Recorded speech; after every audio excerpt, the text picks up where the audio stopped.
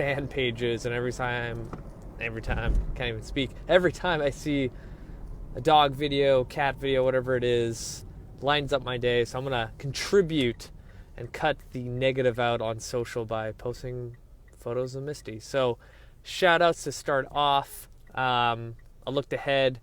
Number one city is Chicago out in the States. Shout out to everyone in Chicago listening to my show. That's super cool.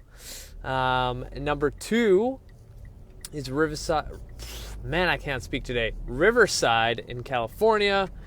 And number three, where I reside, Langley, British Columbia. Shout out to all my top 3 cities. You guys are amazing. Thank you for the support. Today, I did not plan what I was going to say, but that's no different than any other episode. But I want to address one of my posts that I put up, I think yesterday, the day before, I can't remember anyway. An example of intermittent fasting. Like, I honestly thought I covered this topic, but actually, you know what? I'm going to take a step back further. When I went to San Fran, chatting with my Lyft driver, he was struggling with weight loss, and we had a good conversation for a good 30 minutes about his ideas, my ideas when it comes to sustainable weight loss. And he was under the impression that the best way to do it is if you created a gym environment where someone would sign up for 4 to 6 months at a time, where you completely isolate them and make them train without any kind of outside influence. You tell them what to eat, and I'm like, this kind of sounds to me like you're describing The Biggest Loser.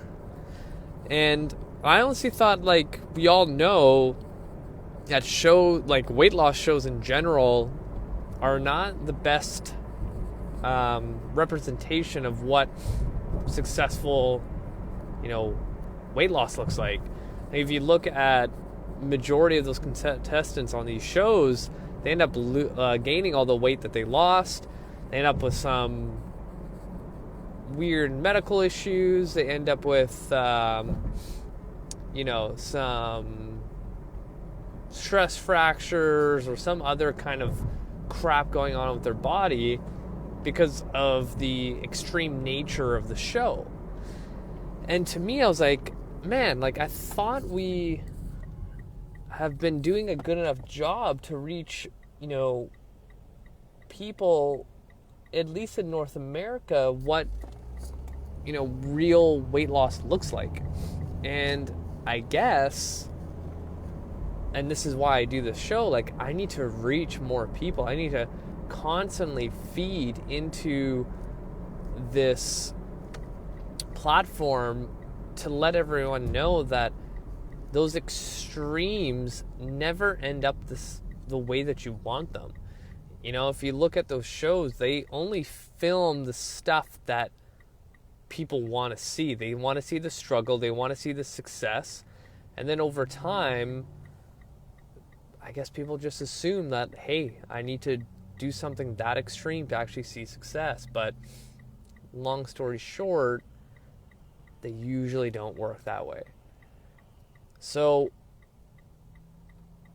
I find myself constantly repeating a lot of the topics that I brought up over and over and over again. But, I think people just need to constantly hear it. And eventually they will pick up on the notion that hard work over a long period of time is the actual way of, seeing the success they want. Now, going back to my original point, I did a post on intermittent fasting, and someone asked me about this whole idea that they're under the impression that breakfast boosts their metabolism. And that sounded like I had a beer can in here. And to elaborate on that point, there's no best way to boost your metabolism. You know what? I'm going to take that back. There is a way to boost your metabolism. It's by getting your body on a regular schedule of eating, sleeping, and training. Your body absolutely loves a routine. It loves being in homeostasis. It loves running on a familiar schedule, a familiar environment. Like, just think about how when you travel, you're outside of your element, your body thinks it's under stress. Like, that's why travel's so stressful, right? If you, out of nowhere, start sleeping for 8 hours every single night, no matter what, your body's going to love you. Your body is going to boost its metabolism by that and help regulate your hormones. If you start eating every single day around the same times with good and nutritious food, with high protein and lots of vegetables and healthy fats and all the colors of the rainbow of food choices, your body's metabolism is going to boost in that sense. If you start exercising regularly, your metabolism is going to boost from that end too. So there's no definite, so when I hear statements like, hey, I heard that if you start your day with a breakfast, it's going to boost your metabolism and get you going, right? Maybe, but there's a lot of people out there in the world that eat breakfast every day and they have trouble losing weight. And this whole idea of fasting, people also get kind of scared to oh my God, I'm not going to eat. And I'm like, the first thing I always tell people, hunger, if you really think about what hunger is, it's cue to your body. It's a signal, right? The moment you get a hunger cue, all you say to yourself is oh, I'm kind of hungry, I should probably go eat, right? But this idea that I introduced that, hey, you could, if you really want to, fast in the morning and not eat until the afternoon, people go into this panic mode. Hunger is not an emergency. It's just when you need to pee a little bit, you're oh shit, I need to go to the bathroom. But you're not in emergency mode, holy shit, I'm gonna piss my pants. You can hold it for a little while. You could probably hold it for another hour before you're okay, I really need to go. Right? Hunger's the same way. You're not gonna, what's the word? Die of hunger the moment you get that first cue of hunger. And most of the time when I teach people how to do intermittent fasting, I tell them to set a timer. The moment they get that first hunger cue in the morning, the first day of intermittent fasting is a kind of trial run. So I tell people, wake up in the morning, don't eat anything, have water, have your coffee, just make sure there's no milk, sugar, cream, or anything like that in your coffee, just drink it black. Go about your day, and the moment your first hunger cue hits, say it's 9:27 in the morning, hit a timer for 20 minutes and see if you still have that hunger cue. Most likely you won't have that hunger cue. And that's that first barrier when people are oh, okay, so when I get that first hunger cue, I know I have 20 minutes, that's not bad, I can still eat and I won't die of hunger, right? Our bodies can do a lot that you don't even think about. They can go to extreme lengths. So being hungry for 20 minutes is not going to kill you. But most of the time when you set that timer and it goes off in 20 minutes, you're not that hungry.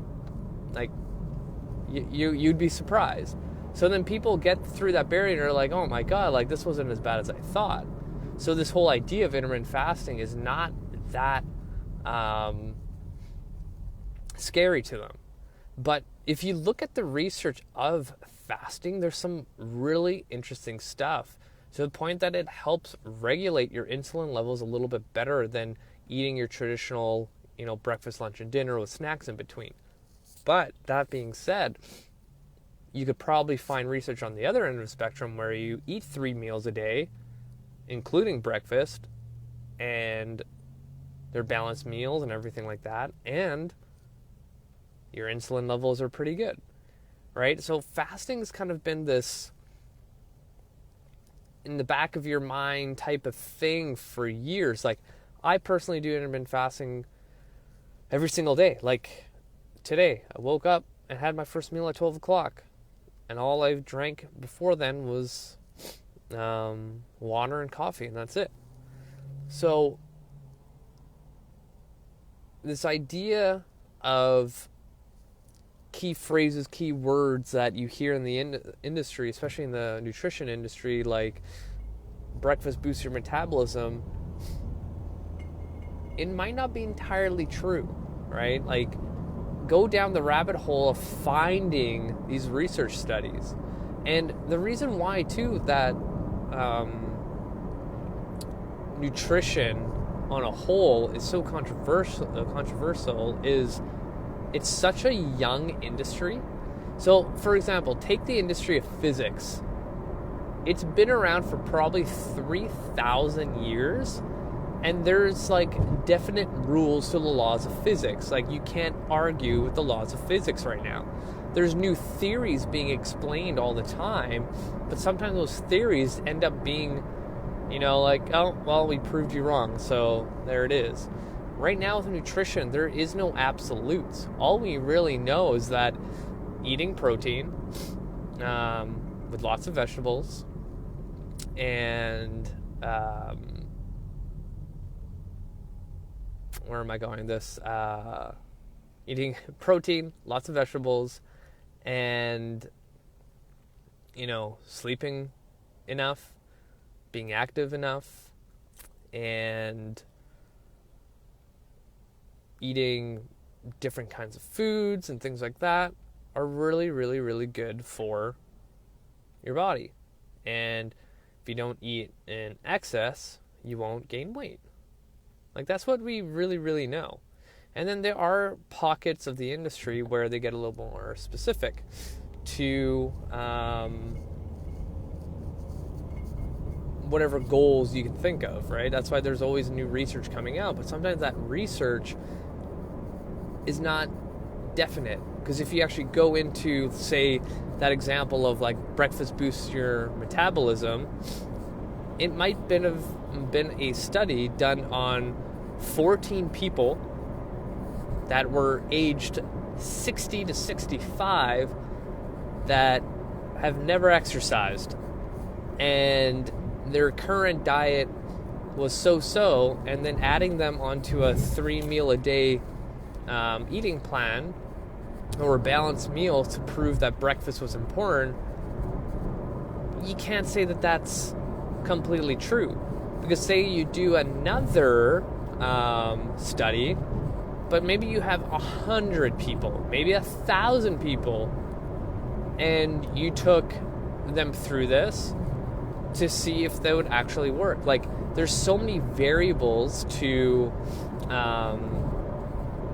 these research studies, and like, you also have to see who's funding them, right? Like, you can find a breakfast company that sells like breakfast sausages or whatever the hell they're selling, and they funded the research to basically push them forward to make their point, right? It's really hard of the industry where you have these studies that people refer to, but when you actually look through all the smoke and mirrors, it's very biased, So people need to stay educated what works and what doesn't. And this is where, if you have a coach that stays on top of it, it's really beneficial to you, so you don't have to go down this route. Like, for God's sakes, people are still doing the Bernstein diet where they're on like 800 calories and getting B shots just to freaking get by, and they end up losing a lot of their muscle mass and fat mass, and then they go back to normal eating and they gain it all back with more fat mass. Like, we as coaches, true fitness professionals, need to learn how to sift through all this shit out there. So I'm going to end it there. Thank you for listening. Add me on Facebook, hit the show notes, add me on Instagram, and newest link that I put in the show notes is my YouTube channel. Definitely hit that up because I have a lot of videos to help you get to your goals and everything. So hit that up, add me. Love you guys. Thank you for the support. You guys are amazing. See ya.